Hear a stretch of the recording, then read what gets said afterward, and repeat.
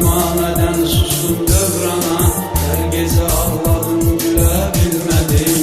2 sene eylemedim hıyanet, ne bir günah ettim ne bir kabahat. Sen mənə verip əzab əziyyət, neden terk eledin bilebilmedim.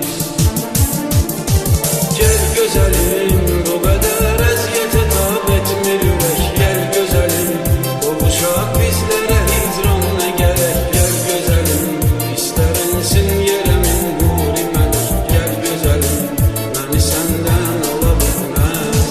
Gel güzelim, bu kadar əziyyətə tab etmir ürək. Gel güzelim, qovuşaq bizlərə hicran nə gərək. Gel güzelim, istərinsin yerəmin nuri mələk. Gel güzelim, məni səndən ala bilməz.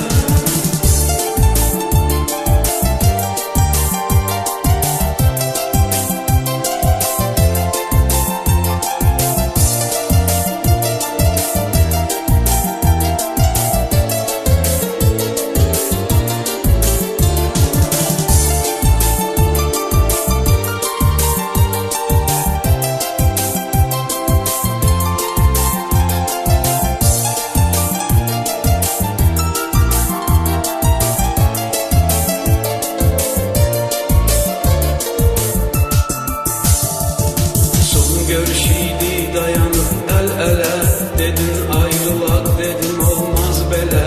Giderken hele söz getirdin dile, dur deyip arxanca gələ bilmədin.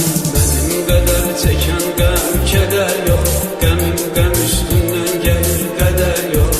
Qəlbimə həmdən mənə bir nəfər yox, dərdimi kimsəyə bölə bilmədim.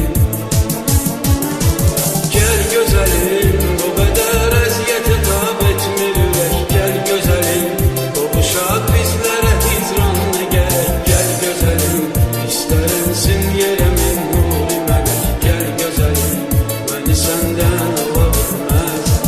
Gel güzelim, Gözəlim, mən hər dəfə düşünəndə sənlə keçən günlərimi alışıram.